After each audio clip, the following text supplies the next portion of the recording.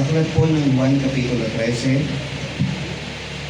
ang talata po ay 3 patuloy. Si Jesus sa pagkatalastas na ibinigay na ng Ama ang lahat ng bagay sa kanyang mga kamay, at siya'y nanggaling sa Diyos at sa Diyos din paroroon, ay nagtindig sa paghapon at itinabi ang kanyang damit, at siya'y kumuha ng isang tuwalya at ibinigay sa kanyang sarili. Nang magkagay, nagsali ng tubig sa kamaw at pinasimulang hugasan ng paa ng mga alagad at pinuskos ng tuwalya na sa kanya ay nakabikis. Pagpapala po sumatin sa muling pagkarinig ng kanyang mga banal na salita. Good morning po mga kapatid. Ngayon pong umaga po ay isang mapagpalang araw ang pinagkaloob sa atin ng Panginoon. Na tayo muling pinagkatipon upang tayo po ay pumuri at lumuwalhati sa kanyang banal at malinis sa pangalan. Isang magandang pagkakataon sa bawat sa atin na pasalamatan ng Diyos sa lahat po ng kanyang kabutihan sa bawat isa sa atin. Isang araw po na punong-puno ng pagpapala sa mga nagdaang araw hanggang sa araw na ito, na tayo po ay pinagkakalooban ng Panginoon ng kanyang kagandahang loob. At hindi sa mga nakaraang araw po ng ating mga gawain, tayo po ay nakapagsagawa ng kanya-kanya pong mga local practice. At nung nakaraan pong Biyernes, yung execution, presentation po natin sa Inspirational Convention. Malamang mga kapatid, pareho ko kayo nang nadarama po sa araw na ito, sa experience po na nakuha natin sa nakaraang Inspirational Convention. Nasiyahan po ba kayo mga kapatid? Ano ang naramdaman nyo nung nagawa na natin yung matagal nating pinagpagurang pag-ensayo? Kapatid, nakaka-proud po ba? Diba? Sayang lang nung nakalang taon hindi natin na-videohan eh. Kaya ngayon sinikap natin, ang dami naman nung nag-video ngayon. At gayon din, yung presentation natin mga kapatid, hindi naman natin nahanapin talagang perfect talaga na sabay-sabay. Kunin natin yung damdamin doon na ako'y nakabahagi sa gawaing paglilingkod sa Panginoon.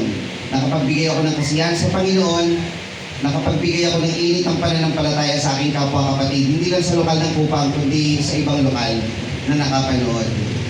At tatargetin natin mga kapatid, gagawin natin laging masigla ang ating mga gawain. At tayo makapagbigay kaluguran sa Panginoon sa mga ganitong mga gampanin o ministeryo sa Panginoon. Ang ating pong binasa sa umaga pong ito ay nasa aklat po ng Juan Kapitulo 13. Ito po ay mula 3 hanggang 17. Ang pamagat po nito mga kapatid ay paghugas ng mga paa. Ngayon po umaga mga kapatid, hindi po ng permiso ang inyong likod sa umaga pong ito dahil pinag-isa na po natin yung pagtuturo at mensahe. Ito po ay magiging hindi naman mahaba, kundi may dagdag lamang po minuto mula po sa normal po nating mga schedule po ng mensahe o pag-aaral. Sa katunayan po mga kapatid, maraming pong mananampalataya sa buong mundo ang nagkakaroon po ng pagtatalo o diskusyon o debate po sa larangan po ng tinatawag na paghuhugasan ng paa. Ito ba ay kailangang pangganapin sa panahon ngayon, sa panahon ng isang Kristyanuhan? Ito ba ay dapat ganapin lamang ng mga alagad? Ito ba ay dapat pa natin ganapin sa panahon ngayon? Ano ba ang layunin ng paghuhugasan ng paa? Ano ba ang epekto nito sa isang Kristiyano kung ito'y kanyang ginagawa? Pero ang tanong mga kapatid, bakit kaya hugasan ng paa ang itinuro ng Panginoon sa pagkakataong ito ng sa kanyang pagkakataong tao? Ano ba ang nais ituro ng Panginoong Jesucristo nang siya ay gumanap ng paghuhugasan ng paa? Marahil sa tagal natin sa pananampalataya, ang ating alam, ito ay paraan ng pagpapakababa. Tama po ba mga kapatid? Ngunit ito lamang po ba ang itinuturo ng paghuhugasan ng paa? Sa atin po sa Church of Christ, founded in Jerusalem, New Testament, ito po ay isa sa mga aral na dapat nating panatilihan. Kaya po ng ating pinag-aralan sa mensahe o narinig natin sa mensahe ng ating pong nakaraang Inspirational Convention. Ito po ay isa sa mga pangunahing doktrina po natin na ating ginagampanan dito po sa ating pinagsasama-samang iglesia na itinayo ng Panginoong Jesucristo, paghuhugasan ng paa ng mga banal. Ang tema po nito, paghuhugas ng mga paa ng isa't isa.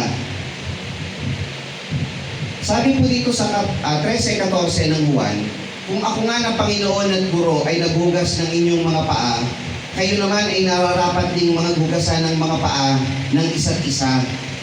Tanong mga kapatid, may nabasa ba kayo sa Biblia na matapos ang pagkakataong ito na ang Panginoong Jesucristo ay naghugas ng paa ng mga alagad, may mababasa ba kayo sa Biblia na ito ay ginanap ng mga ibang mananampalataya sa loob ng iglesia? Taas ang kamay kung meron po kayong nabasa. Papakita po natin mamaya mga kapatid kung ito ba ay totoong ginanap.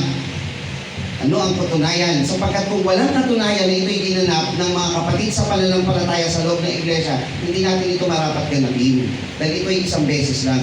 Ngunit kung may mababasa tayo na ito'y ginanap sa loob ng iglesia sa panahon na matapos itong ganapin ng Panginoong Jesucristo, may palatandaan tayo marapat nga itong ganapin. Ano po ang buod ng ating mensahe na ito? Una, makikita natin ang pangyayari sa bagong tipan sa aklat po ng Juan Kapitulo 13. Pangalawa, kasaysayan mula sa lumang tipan. Meron po pala itong pinanggalingan sa lumang tipan, ang paghugasan ng paa. Ang pangatlo, ito ay naging isang utos o tuwirang utos po o palatuntunan sa angkan ni Israel. Ang pang-apat, paano ito ginanap ng ating Panginoong Jesucristo at ng mga alagad? At ang panglima, bakit kailangan itong ganapin? Ano ang mga aral na dapat nating matutunan sa pagganap ng paghuhugasan ng mga paa? Alam niyo mga kapatid, dahil sa tagal po nating pag-aaral at pakikinig ng salita ng Panginoon, lagi po natin narinig dito yung ang tema daw ng paghuhugasan ng paa ay pagpapakababa, di ba? May naalala lang po akong kwento, share ko lang po muna, bago po natin ituloy. Sabi po dito sa biyaheng po ito hindi po Asia, bandang Western, eroplano, meron pong 5 sakayong eroplano. Naalala ko lang po sa pagpapakababa. Ang sakay po ng eroplano, tandaan niyo po piloto, doktor, lawyer, isang matanda, lolo na, saka isang estudyante. Piloto, doktor, lawyer, isang matanda na lolo, lalaki, at saka isang estudyante, lalaki din. Sumigaw yung piloto, sabi, Mayday, Mayday, Mayday. Ano ibig sabihin nun? Magkakarash yung aeroplano. Hindi ganun. Mayday, Mayday. Tapos nag-ano siya sa mga pasahero niya, 4 yung pasahero niya, kasama siya 5. Sa mga pasahero, babagsak po ang ating aeroplano, meron lang po tayong 4 na parachute. 4 na bag na may parachute. Akin na po yung isa, bahala na po kayong 4, mag-desisyon doon sa 3 parachute. Tatalo na po ako, bahala na kayo dyan. Italo yung piloto. Tila na lang yung parachute na natira, 3. Sabi nung doktor, ako, marami na akong natulungang tao, yung mamamatay na, nabubuhay pa.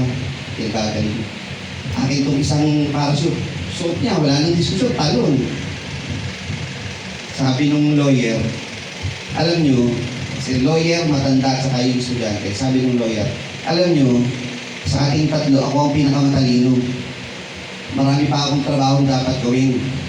Wala nang hihigit sa ating 3 sa talino kung bukod sa akin. Akin na itong isang parachute, tatalo na ako. Kung hindi ba, talon. Sabi nung matanda, iho, matanda na ako Hindi na rin naman ako mabubuhay ng matagal. Sa'yo na itong isang parachute. Dahil ikaw, marami ka pang taong buhay na dadaanan. Sa'yo na to. Sabi nung estudyante, hindi ka na. O bakit? Mamamatay na nga ako tumatawa ka pa. Hindi po. Yung lawyer ko, backpack ko po yung kinuha niya nang tumalon siya. May 2 parachute pa pong natitira. Tag-isa na lang po tayo. Backpack pala yung nakuha niya. Ang nakuha nung pinakamatalino sa kanila, sa sobrang taranta, Sobrang pagmamadaling maligtas ang buhay. Nakuha niya yung backpack ng estudyante. Kasi may dalawa pa, tag-isa yung matanda at saka yung bata. Ganun daw nangyayari pagka sobrang talino mo. Nalilimutan mo yung mga rasyonali sa iyong buhay. Tapos yung hindi naman nag-iisip na sila yung maliligtas. Naalala ko lang sa pagpapakababa yung na yun, yung eksena na yun. Dito mga kapatid, sa pag-aaral po sa Biblia, maraming tao po ang nagtatalo-talo kung ito po ba'y kailangan pa sa panahon ngayon, lalo na sa loob ng iglesia. Sabi po doon sa talatang 3, si Jesus pagkatalastas na ibinigay na ng Ama ang lahat ng mga bagay sa kanyang mga kamay, at siya'y nanggaling sa Diyos at sa Diyos din paroroon, nagtindig sa paghapon, itinabi ang kanyang mga damit. Take note po ninyo itinabi ang kanyang damit, kumuha ng isang tuwalya, ibinigay sa kanyang sarili. Nang magkagi nagsali ng tubig sa kamaw at pinasimulang hugasan ng paa ng mga alagad at pinuskos ng tuwalya na sa kanyang nakabikis. Sa gayo'y lumapit siya kay Simon Pedro at sinabi niya sa kanya, Panginoon, huhugasan mo baga ang aking mga paa? So itong si Pedro talagang lagi po itong nangunguna Ayon po sa ating pinag-aralan. Sumagot si Jesus at sa kanya sinabi, ang ginagawa ko'y hindi mo nalalaman ngayon. Tatapwat mauunawa mo pagkatapos. Sinabi sa kanya ni Pedro, huwag mong hugasan ang aking mga paa kailanman. Sinagot siya ni Jesus, kung hindi kita hugasan, hindi ka magkakaroon ng bahagi sa akin. Hindi natakot si Pedro, Sabi ni Pedro, sinabi sa kanya, Simon Pedro, Panginoon, hindi lang ang aking paa lamang, kundi pati ng aking mga kamay at ng aking ulo. Hindi daw siya magkakaroon ng bahagi, hugasan mo na ako buo. Sinabi sa kanya ni Jesus, ang napaliguan na ay walang kailangang hugasan maliban ang kanyang mga paa. Kasi nahugasan na sila Ngunit hindi ang lahat. Meron bang hindi malinis sa kanila? Meron. Sapagkat nalalaman niya ang sa kanya'y magkakanulo, kaya sinabi niya, hindi kayong lahat ay malilinis. So hindi yung malinis yung isa. Sino po? Si Judas. Kaya't nang mahugasan niya ang kanilang mga paa at makuha ang kanilang mga damit, ay muling naupo at sinabi niya sa kanila, nalalaman ba ninyo kung ano ang ginawa ko sa inyo? So si Jesus pagkatapos maghugas, inayos na nila yung damit nila, naupo, itinuturo niya ngayon kung anong ginagawa nila. Tinatawag niyo akong guro at Panginoon at mabuti ang inyong sinasabi sapagkat ako nga. Kung ako nga na Panginoon at guro ay naghugas ng inyong mga paa, kayo naman ay nararapat ding mga hugasan ng mga paa sa isa't isa. Sapagkat kayo binigyan ko ng halimbawa upang gawin naman ninyo ang ginawa ko sa inyo. Ngayon, ito yung tanong. Bakit hinugasan ni Jesus ang paa ng mga alagad? Pangalawang tanong, bakit paghuhugas ng mga paa? Kung pagpapakababa ang tema ng paghuhugasan ng paa, bakit ito ang ginamit niya? Di ba pag magtuturo ka ng pagpapakababa, marami namang pwede gamitin. Pero bakit paghuhugas ng mga paa ang ginamit ng Panginoong Yesus? Sa gayon lumapit siya kay Simon Pedro, sinabi niya sa kanya, Panginoon, huhugasan mo baga ang aking mga paa? Sa talatang 6. Sumagot si Jesus at sa kanya'y sinabi, ang ginagawa ko'y hindi mo nalalaman ngayon. Datapwat ba uunawa mo pagkatapos?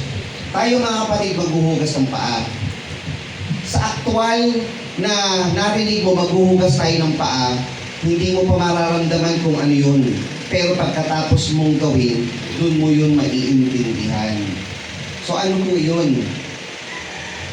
Sabi po dito mga kapatid, bigyan natin ng background upang maintindihan natin kung ano yung paghuhugas ng mga paa. Ito po ay pagka-aral, diretso na po sa mensahe. Sa 18.4 ng Genesis, ang sabi, itulad mong dalhan kayo rito ng kaunting tubig at maghugas kayo ng inyong mga paa at magpahinga kayo sa lilim ng kahoy.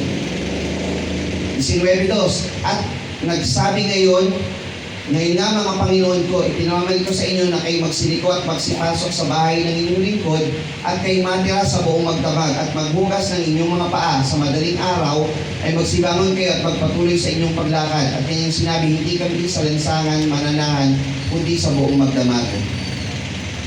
24:32 at pumasok ang lalaki sa bahay, kinalagan ang mga kamelyo at binigyan ni Laban ng dayami at pagkain ng mga kamelyo at ng tubig upang ipaghugas sa kanilang mga paa at ang mga paa ng mga taong kasama niya. Sa pa, Genesis 43:24, at dinala ng katiwala ang mga lalaki sa bahay ni Jose at sila'y binigyan ng tubig at naghugas ng kanilang mga paa at binigyan ng pagkain ng kanilang mga asno. Huli, unang Samuel 25:41, at siya'y bumangon at nagpatira pa sa lupa at nagsabi, narito ang iyong lingkod ay isang aba upang maghugas ng mga paa ng mga lingkod ng aking Panginoon. Pag-aralan niyo mabuti. Ang paghugas ng mga paa ay ginaganap noon, bago kay Moises, bilang isang paraan ng pagtanggap ng bisita o pagtanggap ng panauhin. Ito po yung act of hospitality. Parang sa panahon ngayon, pag may dumating kayong bisita, kain kayo, kape, juice, bili ka ng soft drinks, upo muna kayo, lumili muna kayo dito, huwag ka na upuan. Diba, ganun tayo sa pagbibisita, may panauhin sila. Pag may panauhin, ano ginagawa? Hugasan yung mga paa. Wala po kasing transportation noon. Lahat po yan lakad. So, napakapagod po ng kanilang mga paa. So, para maibsan ang pagod ng iyong panauhin o yung bisita, ang pagtanggap ng bisita ay hugasan mo ang kanilang mga paa. Ang paghugas ng paa ay ginagampanan ng isang mababang tao. Isang nakatataas na tao. Sign of respect. Kaya yung isang lingkod, ako ay aba, ang sabi po doon, ako ay aba na maghuhugas ng iyong paa. Ibig sabihin, sa pangalawang kahulugan ng paghugas ng paa noon, ito ay ginaganap ng isang mababang tao. Hindi po yung may-ari ng bahay mismo po yung maghuhugas ng paa ng bisita niya karaniwan Tatawagin niya yung kanyang alipin. Hugasan mo yung paa ng bisita natin. Ako man po, nung napunta dito sa Club Paradise, Palawan, nung ako po ay nagtatrabaho, na-assign po ng trabaho, pagbaba namin ng bangka, pagpunta namin doon sa Pangpang, pinaupo po ako, yung mga servant po doon, hinugasan yung paa namin. Hanggang ngayon, may gumagana pa rin po ng pagbibisita, hugas ng mga paa. Talagang hindi yung may-ari ng hotel ang maghuhugas. Meron siyang mga katiwala at mga trabahador na maghuhugas ng paa mo. So ito'y gampanin ng isang alipin o trabahador. Ang paghuhugas ng paa, ayon din sa kasaysayan ay gawain ng isang aba na tao. So number 4, ito po ay isang lowest act or form of slavery. Isang napakababang paraan at pagpapakilala ng pang-alipin. Ang naghuhugas ng paa, alipin.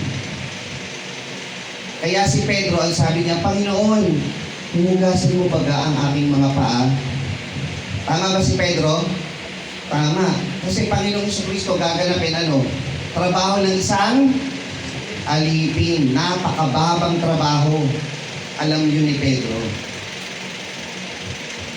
Pagdating sa panahon ni Moises, at ang Panginoon ay nagsalita kay Moises ng sinasabi, gagawa ka ng isang hugasang tanso at ang tungtungan ng tanso upang paghugasan at yung ilalagay sa gitna ng tabernakulo ng kapisanan at ang dambana at yung sisigla ng tubig.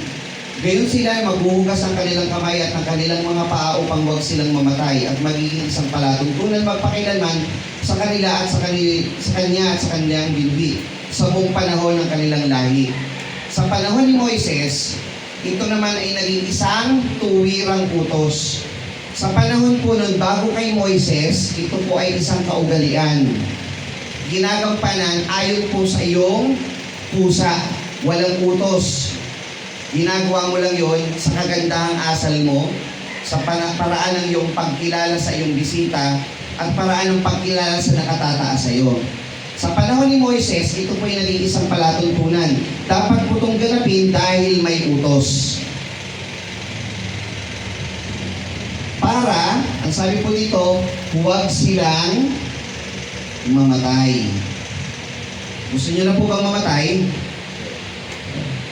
O huwag kayong maghugas ng paa kung gusto niyo lang mamatay. Ganun po yun. So, kung ayaw niyo pang mamatay, maghugas kayo ng paa. Ganun po noon yung kay Moises. Nakuha po ninyo? Uulitin po natin. In the negative po kasi ito Kung ayaw mong mamatay, maghugas ka ng paa. Matandaan po niyo yun Babalikan po natin yun In the negative. Kung ayaw mong mamatay, maghugas ka ng paa. Kung ayaw mong maghugas ng paa, ano mangyari sa'yo? Mamamatay ka. Nandun yung takot, andun yung utos. Ngayon, pagdating sa Hebreo, dagdag kaalaman. Ilista po ninyo ito. Hebreo 9:16-17. Sapagkat kung saan mayroong tipan, doon kinakailangan ang kamatayan ng gumawa niyaon. Sino ang gumawa ng tipan sa panahon ni Moises sa Israel? Ang Panginoong Diyos. Tama po ba? Sapagkat kung saan mayroong tipan, doon at pangangailangan ng kamatayan ng gumawa noon. Sino po ba'y namatay? Ang Panginoong Jesucristo. Sino'y gumawa ng tipan? Ang Diyos. Kung dalawa sila, may problema tayo. Ako ay po, pagpapakilala rin po ito ng nag-iisang Diyos. Na yung gumawa ng tipan sa panahon ni Moises, siya po yung namatay upang pagtibayin, sabi, sapagkat ang isang tipan ay may kabuluhan kung mamatay ang gumawa. Sa ibang paray, walang anumang kabuluhan samantalang nabubuhay ang gumawa. Nagkaroon ng kabuluhan yung tipan nung namatay yung gumawa. So, nung namatay ang Panginoong Jesucristo, katunayan na siya yung gumawa ng tipan. Ay po, dagdag kaalaman po yun. Kaganapan. Sabi po dun sa 13:4, at nagtindig sa paghapon at itinabi ang kanyang mga damit at siya'y kumuha ng isang tuwalya at ibinigay sa kanyang sarili. Nang magkabing nagsali ng tubig sa kamaw at pinasimulang hugasan ng mga paa ng mga alagad at kinustos ng tuwalya na sa kanya'y nakabigkis. Ang Panginoong Hesus, ang sabi po sa talata, ako'y naparito hindi upang sirain ang kautusan, kundi upang ganapin. So, ginanap ba ng Panginoong Jesucristo ang kautusan? Ginanap niya. Kung ginanap ng Panginoon ang kautusan, ang sabi ng Panginoon, siya'y nag-iwan ng halimbawa upang atin namang ganapin. So, babalikan natin yung tanong. May nabasa ba kayo sa Biblia na ito'y ginanap ng mga alagad o ng ibang mga kapatid sa pananampalataya sa loob ng iglesia bukod sa Panginoong Jesucristo sa aklat ng Juan?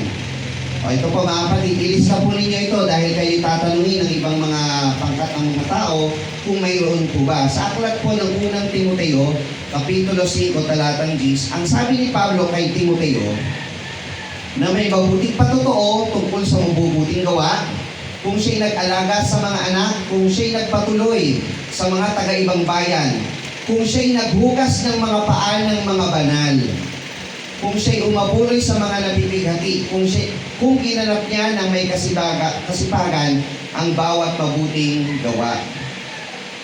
Nangangahulugan po ba mga kapatid, may gumanap nun?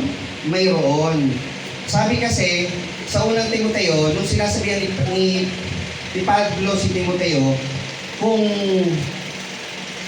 ang kapatid ba na tinitignan mo ay may mabubuti bang patotoo sa mabubuting gawa. Number 1, kung siya'y nag-alaga sa mga anak, kung siya'y nagpatuloy o yung hospitality sa mga taga-ibang bayan, kung siya'y naghugas ng paa ng mga banal. Ibig sabihin, practice na po talaga yun na ginagawa. Ngayon, bakit ito lang po ang nakasulat? Meron po tayong ibibigay ng pagkaunawa dito mga kapatid. Kung ito'y papakababa, palagay nyo, si Pablo, susulat yon, ako, sa mga taga-Efeso, ako nakikipaghugasan ako ng paa. Taga-Galacia, ako nakikipaghugasan ng mga paa. Asan ang pagpapakababa doon mga kapatid? Tingin po ninyo. If you're still announcing,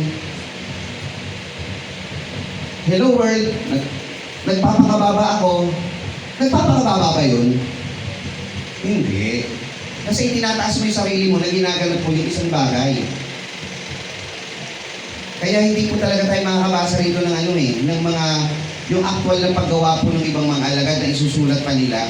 Kasi ang lalabas doon, tinataas sila yung sarili nila. Diba?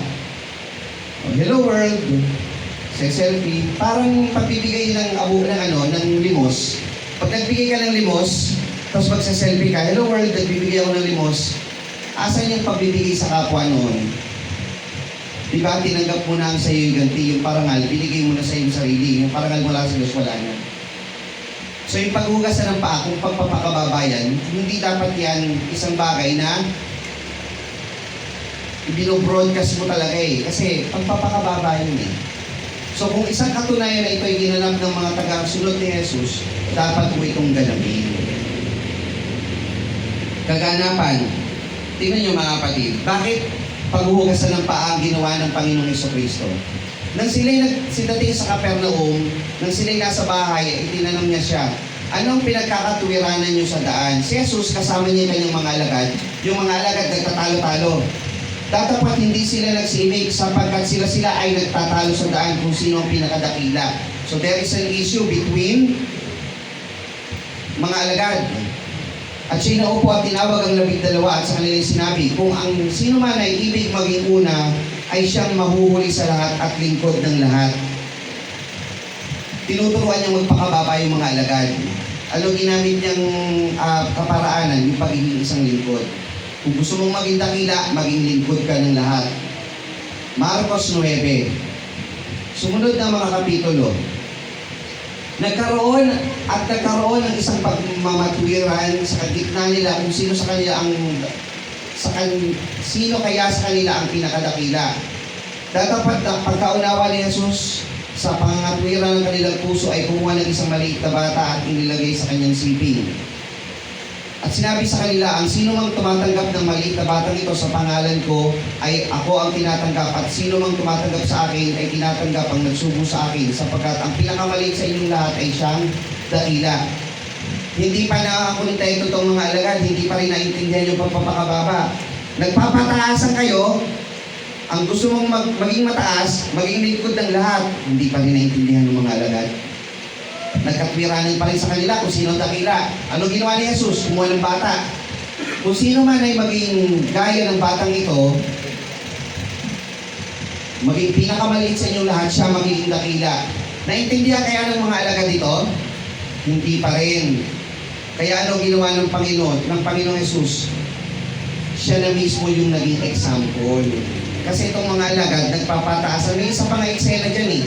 Yung ina nung dalawang Zebedeo, si Juan saka si Santiago, sabi nung nanay, Panginoong Jesus, pwede ba pagdating mo sa iyong kaharian, yung isang anak ko dito sa kanan mo, yung isang anak ko dito sa kaliwa mo, doon sa iyong luklukan? Sabi ni Jesus doon sa nanay, padulong pa no? Ito bang mga anak mo ay makakainom sa saro na aking inuman? Yung pagtitiisan ko ba, pagtitiisan ba nila? Hindi. Hindi dapat ganun. Hindi kayo makakaupo sa kung saan ako uupo. Pakababa kayo. Ganun ang sinasabi ng Panginoon. Hindi pa rin naintindihan ng mga alagad yun. Gusto nila maging maganda yung katatayuan, maging mataas. Bago mamatay ang Panginoong Jesucristo, ito na yung final act. Ito na yung best example na gagawin niya para maintindihan ng mga alagad kung ano yung pagpapakababa. So ano po ba yung pagpapakababa? Ginagampanan ng isang pinakamababang tao o alipin. Slave. Ano ba yung slave? Alipin. Ano pa sa ibang salitang alipin? Utusan. Ano pa? Alila. Katulong.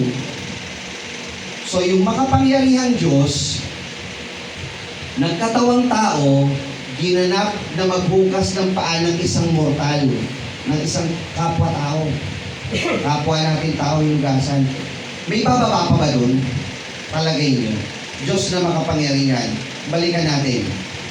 Nang magkabinagsali ng tubig sa kamaw at pinasimulang hugasan ng paa ng mga alagad at kinuskos ng tuwalya sa kanyang nakabigkis. Tingnan nyo ito mga kapatid. At nagtindig sa paghapon at itinabi ang kanyang mga damit. Alam niyo pa ibig sabihin ng mga kapatid, itinabi ang kanyang damit? Ang Diyos sa kanyang pagka-Diyos, hinubad niya yung kanyang pagka-Diyos. Ibig sabihin ng tindig sa paghapon, sa huling panahon, hinubad niya yung pagka-Diyos, kumuha ng isang tuwalya, ibinigay sa kanyang sarili. Nagkatawang tao ang Panginoon. Nasumpungan sa kanyang pagiging alipin, napakababa. At pinasimulang hugasan ng paa ng mga alagad. Sa kanya lumapit siya kay Simon Pedro at sinabi sa kanya, Panginoon, hugasan mo baga ang aking mga paa? So naiintindihan niyo na to, bakit ganito ang tanong ni Pedro? Alam niya kasi na ang gagampanan ng Panginoon napakababa. Hindi po yung gampanin ng isang guro, ng isang Panginoon na kinikilala ko, Panginoon, Diyos ka. Maghugas ka ng paa ko. Dapat ako, kasi ako ang mas mababa sa iyo. Sumagot si Jesus at sa kanya sinabi, ang ginagawa ko hindi mo nalalaman ngayon, dapat maunawa mo pagkatapos. Dahil sa panahon na hinugasan ng kanilang mga paa, doon niya mararamdaman, hindi ako karapat-dapat hugasan ng paa ng Panginoong Jesus. So pag tayo hinuhugasan ng paa, pakiramdam natin dapat hindi. Dapat tayo ang naghuhugas ng paa. Tayo ang nagpapakababa. Dahil gusto nating makasunod sa kalooban ng Panginoon. Bakit nag-aalalan si Pedro? Kaninong gawain ba ito? Karaniwang sino ba ang gumagawa ng paghugas ng paa? Hindi ba isa itong napakababang gawain? Sinabi sa kanya ni Simon Pedro, Panginoon, hindi ang aking mga paa lamang kundi pati ng aking mga kamay at ng aking ulo. Sinabi sa kanya ni Jesus, ang napaliguan na ay walang kailangang hugasan maliban ang kanyang mga paa. Sapagkat malinis ng lubos at kayo malinis na, ngunit hindi ang lahat sapagkat nalalaman niya ang sa kanya'y magkakanulo. Ganito mga kapatid, tingnan niyo talatang ito. Ito ang pinakamabigat po. Para sa akin, napakabigat nito eh. Tingnan niyo muli basahin. Sapagkat nalalaman ni Jesus kung sino sa kanyang magkakanulo. Kung kayo mga kapatid, kilala niyo sa inyo may sama ng loob, huhugasan niyo yung paa. Yan po yung kabigatan ng talata ko na yan. Kung ang Panginoong Jesus, kilala niya kung sino sa kanya'y magkakanulo at hinugasan pa rin niya ito, sino tayo? Na mamili ng huhugasan ng ating mga kamay, ng mga paa na ating huhugasan. Kung ang Panginoon mismo, hindi niya inalintana kung sino sa kanya'y magkakanulo, hinugasan pa rin niya ito. Diyos na makapangyarihan sa lahat, hinugasan ng paa ni Judas. Gano'n po ito kabigat? Kung hindi natin kaya, bakit kaya ang Panginoon kinaya upang maintindihan natin ang essence ng pagpapakababa? Wala nang bababa doon. Yung hugasan mo yung paa ng alagad, parang mabigat na dahil tao lang ito eh. Pero yung tao na magkakanulo sa'yo, hugasan mo pa, doon mas mabigat yun. Kaya yun ang pakaisipin natin mga kapatid. Kung ang Panginoon nagawa ito, tayo pa kaya. Amen? Ikaw, kung kilala mo ang may sama ng loob sa iyo, hugasan mo din ba ang kanyang mga paa? Amen na. Kayo mga kapatid, hugasan niyo ba? Amen. Ito po ang pagpapakababa. Kaya't nang mahugasan niya ang kanilang mga paa at makuha ang kanyang mga damit, ay muling naupo at sinabi sa kanila, nalalaman ba ninyo kung ano ang ginawa ko sa inyo? Tinatawag niyo akong guro at Panginoon at mabuti niyong sinasabi, sapagkat ako nga. Ano ibig sabihin ng ako nga? Ako at ang Ama ay, ako nga I am. Kung ako nga na Panginoon at Guro ay naghugas ng inyong mga paa, kayo rin naman ay nararapat ding mga hugasan ng mga paa ng isa't isa. Sapagkat kayo binigyan ko ng halimbawa upang gawin naman ninyo ang ginawa ko sa inyo. Kung si Jesus na siyang kinikilala nating Diyos nagpakababa, ikaw kaya, hindi mo kaya ito magawa. Ano po yung mga aral na dapat nating matutunan dito mga kapatid? May papakita po ang inyong lingkod sa inyo. Alam niyo po ba na napakaraming aral po ang itinuturo pa ng paghugasan ng paa sa bawat isa sa atin? Sa paghugasan ng paa, hindi lamang po pagpapakababa ang itinuturo dito. Diretso na po tayo sa mensahe. Narito po ang tatlo sa mga pangunahin. Una, yung pagpapakababa. Pangalawa, yung pagpapaubaya. Ang pagpapakababa ay may kalakip na pagpapaubaya. At ang pagpapakababa ay may kalakip na tamang pananaw. Hindi lamang po nagpakababa ka, dapat may tamang pananaw ka. Tingnan niyo po sa aklat ng Genesis. Nung si Abraham at si Lot ay nagtatalo, sabi ni Abraham, ikaw na ang pumili ng lupa para sa iyo. Kung ano yung matira, yun na lang ang akin. Anong sabi? Sapagkat tayo'y magkapatid. Sa pagpapakababa, si Abraham, unang pinapili ng lupain si Lot upang wag nang magkaroon ng alitan. Pagpapaubaya sa material. Ang pagpapakababa ay may kalakip na pagpapaubaya. Pag hindi ka marunong magpaubaya, asa ng iyong pagpapakababa. Ganun nagpakababa si Abraham. Pinaubaya niya ang material na bagay kay Lot. Sa talata pa, si Jesus man nagpaubaya, kaya lalong pinagpala. Sa unang Samuel 24:6, ano ang ipinaubaya ni David kay Saul? Huwag itulot ng Panginoon na ako'y gumawa ng ganitong bagay sa aking Panginoon. Pinaubaya ni David sa Diyos ang paghatol kay Haring Saul upang huwag magkaroon ng sala ang kanyang kamay. Pagpapaubaya ng paghatol sa Diyos.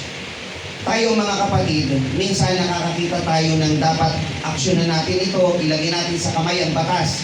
Pero hindi, ipaubaya mo sa Panginoon bilang pagpapakababa mo sa nakatataas nating Diyos. Pag tayo nagpapaubaya, ipinakikita natin ang practice ng pagpapakababa. Ang pagpapakababa ay may kaakibat na pagpapaubaya. Si Jesus, ang Diyos ang hahatol. Kinalulugdan ng Panginoon si David at kalulugdan din tayo ng Panginoon. Eto mga kapatid, yung kay Isaac. Si Isaac, humukay ng balon.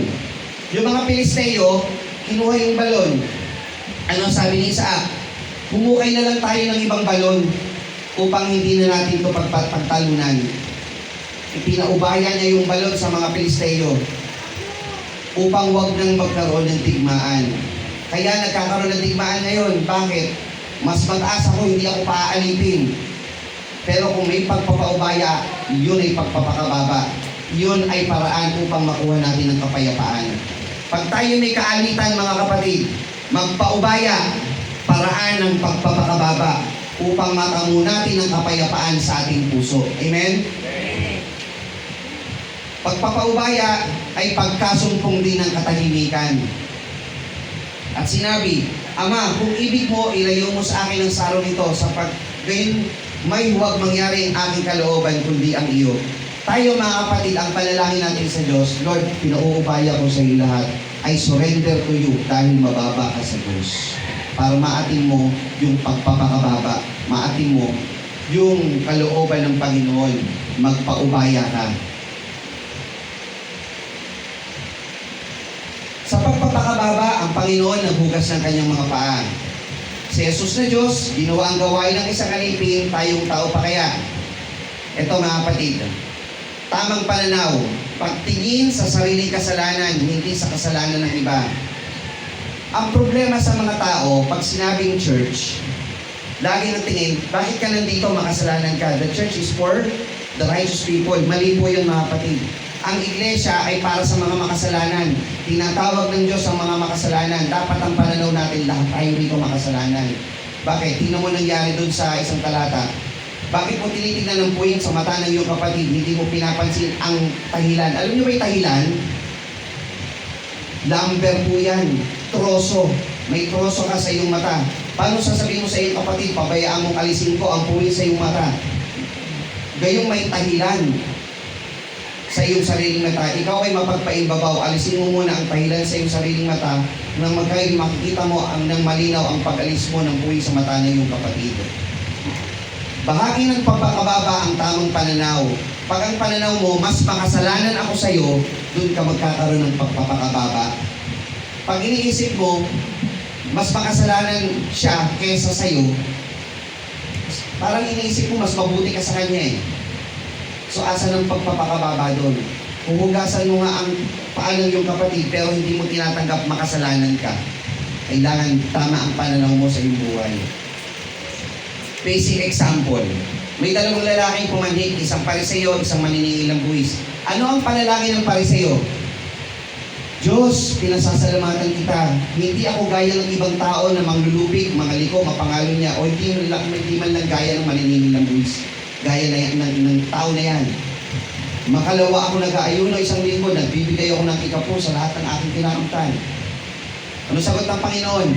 Datapot ang maniningil ng buwis na nakatayo sa malayo, ayaw itingin man lang ang kanyang mga mata sa langit, kundi dinadagukan ng kanyang sarili at sinasabi, Diyos, mahabag ka sa akin na ako'y makasalanan. Sinasabi ko sa inyo, na naog na umuwi sa kanyang bahay ang taong ito na inaaring ganap kaysa isa. Sapagkat ang bawat nagmamataas ng kanyang sarili ay mababa, tatapat ang nagpapakababa ng kanyang sarili ay matataas. Gaya ng aking binanggit nung nakaraang linggo, dito po sa lokal ng Kupang, ang inyong pong lingkod at ang inyong mga lingkod, confident po dito. Ano pong confident? Ng lokal po ng Kupang ay binusog sa salita ng Panginoon. Ang lokal ng Kupang handang tumanggap ng kapatid sa pananampalataya. Hindi upang tignan ang sino man sa kanila kung may nagawa silang kasalanan, kundi tignan ang sarili na mas makasalanan kaysa sa iba. Dahil pag yun ang tingin mo sa iyong sarili na ikay mas may kasalanan, mas pupurihin mo ang Diyos sa pag-ibig na ibigay sa iyo ng Panginoon at hindi tignan ang iyong kapwa-tao. Dapat hindi tignan natin sarili na mas makasalanan, mas mababa kaysa sa iba upang kapwa natin ay maitaas at ang Diyos ay mapuri natin at masamba sa Espiritu at sa katotohanan. Ang tamang pananaw, mga kapatid, ang walang kasalanan sa inyo ay siyang unang bumato. May babato ba sa inyo? Wala, dahil lahat tayo makasalanan. Yan ang tamang pananaw. At yan ang paraan ng pagpapakababa. Kaya tayo naghuhugas ng paa kasi iniisip natin mas mababa tayo. Laging tayo ang mas mababa. Hindi lang basta naghugas ng paa. Ito po hindi isang ritual. Hindi po ito isang paghuhugas ng paa na ginanap mo, nagpakababa na ako. Hindi po. Ang paghuhugas ng paa ay isang palatandaan, pang-alaala, at ibinabalik tayo sa katwiran ng Diyos na tayo mabababang tao lamang. Mga kapatid, tayong lahat, sa pagtatapos ng mensahe na ito, tayo lahat mga kapatid ay nakakaramdam ng kanya-kanyang distress sa buhay. Lahat tayo nakararamdam mga kapatid na tila binabagsak tayo ng panahon. Nakararamdam tayo na tila baga inuupos tayo ng kapwa, dinudurog tayo ng kapwa-tao, inuubos yung ating pasensya. Tandaan nyo mga kapatid, ayon po sa Aklat ng Juan, Kapitulo 12:24, ang binhi, kapag bulok na, pumupunta sa lupa, natataunan. Akala nyo, wala na ang lahat. Pero tandaan nyo, ang butil o ang buto, pag nailagay sa mabuting lupa, doon nagkakaroon ng pagtubo. At pag tumubo ka sa mabuting lupa na siyang Panginoon, akala mo patay ka, hindi po. Hindi ka patay, ikaw ay itinanim. Natatanim ka sa tunay na pananampalataya na ibigay sa iyo ng Panginoon. Ikaw ay tutubo at ikaw ay magbubunga. Manatili ka sa pananampalataya sa Panginoon, ganapin mo ang kanyang mga utos.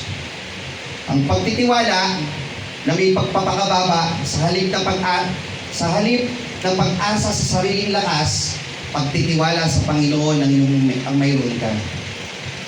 Sa halip na pagtatakip sa sariling kasalanan, mayroon kang pagsisisi. Yan ang pagpapakababa. Sa halip na pagtalikod mo sa iyong kapwa, sa halip na pagtalikod mo sa iyong kapatid, narito ang pagpapakababa ng paglilikod mo sa iyong kapatid sa pananampalataya. Sa halip na paghahangad mo ng sariling kapurihan, pagpapakababa at tunay na pagsamba sa Diyos ang iyong gagampanan. Sa paghuhugasan ng paa, mga kapatid, tandaan natin, ang Diyos na makapangyarihan sa lahat ang umibig sa bawat isa sa atin. Lahat tayo makasalanan, tinubos tayo ng Panginoon upang magkaroon tayo ng buhay na walang hanggan. Ang mga taga-Israel, naghuhugas ng paa dahil takot silang mamatay. Sa panahon ngayon, maghuhugas tayo ng mga paa. Bakit? Sapagkat gusto natin ang buhay na walang hanggan. Ang nagpapakababa ay itataas ng Panginoon. Ang may bagbag na puso ay iniibig ng Panginoon. Ang gusto ng Panginoon, makarating ka sa kanyang piling. And the only way to go to heaven is to go down on your knees at purihin mo ang Panginoon ng iyong mga labi. Ibaba mo ang iyong puso. Ang iyong puso at isip, ilagap mo sa Panginoon. If you can kneel onto your God, you can stand to every man. Pag kaya mong iluhod ang iyong tuhod sa harap ng Panginoon, taas mo kang makakatingin sa kahit sinong tao sa buong sanglibutan. Sapagkat yun ang tinuturo ng Diyos sa bawat isa sa atin. Ang paghuhugasan ng mga paa ay paalala sa bawat isa sa atin na tayo'y tao at siya'y Diyos. Hindi tayo sa ating sarili. Tayo po ay tinuturuan ng Panginoon sa paraan ng pagpapakababa na tayong daan patungo sa buhay na walang hanggan. Purihin ng Panginoon sa umagang ko sa mensahe po ng ating narinig. Tayo po ay sama-samang tumindig. Awitin po natin ang pinapainuman.